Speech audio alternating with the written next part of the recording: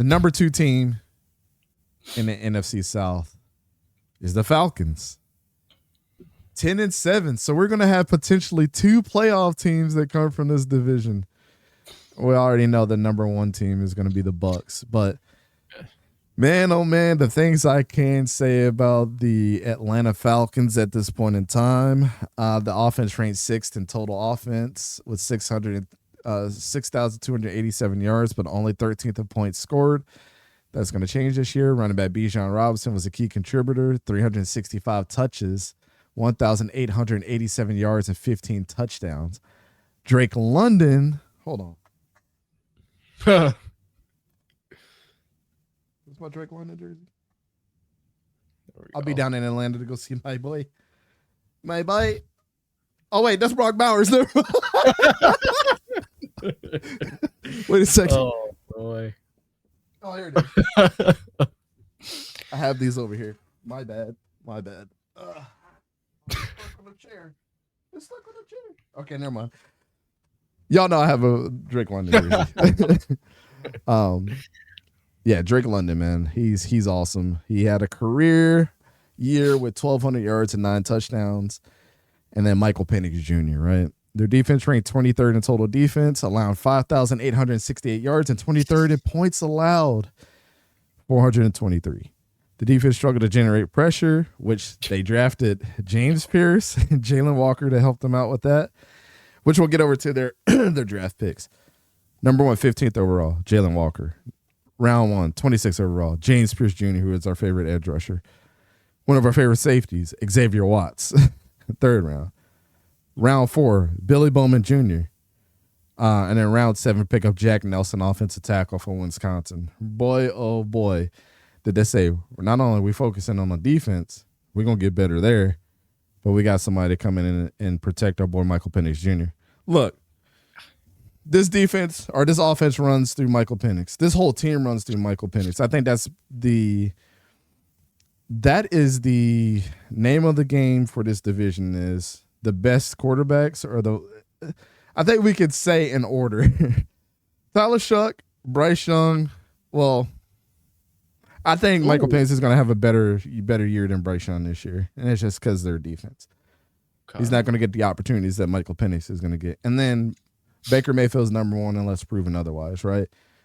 But Michael Penix Jr. is about to put the world on notice this year. I can't wait to watch him. Everybody get your do-rags ready.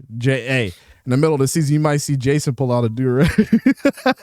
Hey, man, I might need one. If Daniel Jones doesn't win that freaking spot, I might need one. Hey, man, I'm telling you, if Michael Penix is the man by week 8, everybody in ECG is coming on the show, and we're all going to be wearing the Michael Penix Jr. do-rags. We're pulling out the silky red or silky black do-rags. We're coming disgusting with it. But outside of the jokes, man, he's a great, for what we saw, he was great. Bijan Robinson is going to have another hell of a year. That offensive line is ready. Chris Lindstrom is one of the best guards in the National Football League, if not the best in a lot of people's minds. And their defense just got a whole hell of a lot better. If they keep Jalen Walker at linebacker and not put him on the edge, I think that's the right move.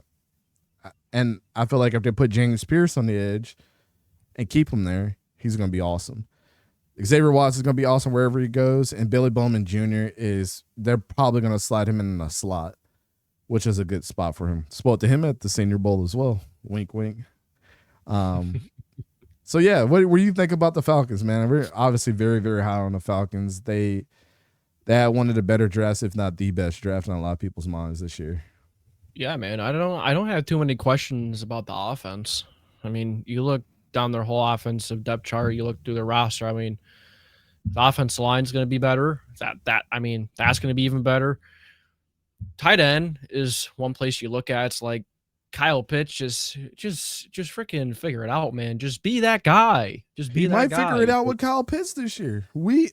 That's the fun part about this. And if that happens, oh my God. That's going to be crazy. Yeah, if he can figure it out, then yeah, Drake London, Kyle Pitts. That's that's not a duo that I want to see, that I want to go out and see. Darnell Mooney, he's right. Money with two O's. I like to reference him as Ray McLeod. Fine. Jamal Agnew. You know a little bit about Jamal Agnew, but offensive wise, I don't really have too much to say because sucks, man. Like why we got rid of him too blows my mind. But defensive wise is where I have the question marks. Yeah, you do have those James Pierce. I believe you were really high on James Pierce. You know, James Pierce was really up there on your list. Sliders certified, baby. Yes. That's where I'm thinking of him from. Yeah. But this defense has a couple of question marks, and that's where I'm kind of, stumbling on with them. Kind of the same situation with the Panthers. It's just the defense is, you have a couple question marks, but Jesse Bates is awesome.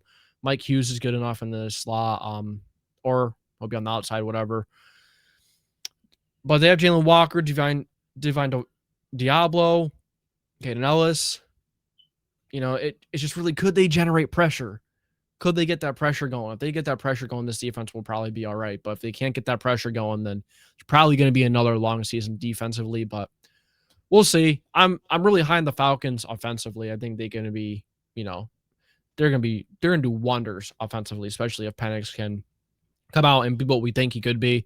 Go Falcons, go! But this team at the top that we're going to talk about in a minute, that's my team. That's my team to win the division. Where I think all these teams, Falcons, Panthers, Saints, I think they're all going to struggle with the Bucks. But Xavier Watts and Jesse Bates, that great safety room. Tell them about it. Xavier Watts is one of them ones. Jesse Bates was a top 5 safety last year. I don't see how the Falcons are not a 10-win team. I think, honestly, their floor is 10 wins. I think their ceiling is like 14 wins. If everything comes together right, that might be a hot take of the hottest, but I'm just letting you know right now. These guys could be one of those teams to look out for moving forward. And people are going to be like, not ready for it. If they come out of the season winning 12 games, we're going to be doing the Birdman hand rub telling y'all, hey, we told y'all this. Anything's posse, bro. All right. So the Falcons, man, I think we'd be the dead horse on them. Of course, their outlook this season all falls on if they can play like a cohesive unit. Can their talent, we know that they're talented, but can that talent equate to wins on the field? Raheem Morris has got the toughest job in the world to get those guys organized in a way where they're not feeling the hype, but they're also understanding that they are a good caliber team on paper, and they just have to prove that. Can't wait to get to that preseason game and watch them play against the Titans, man. Two of those teams that are still trying to find their identity, but I want to see what those players actually look like. I like watching preseason because of the depth. You get to see what the bones of those teams look like. Elijah said, yeah, let's not forget AJ Terrell was a top 5 corner in the league a couple years ago. He's got some help now. When you have 2 good edges or, a good linebacker that's able to put pressure on people and James Pierce, if they can meet up to the talent, he's going to get a lot more interceptions in his career. He ain't going to want to leave. I'm telling you right now.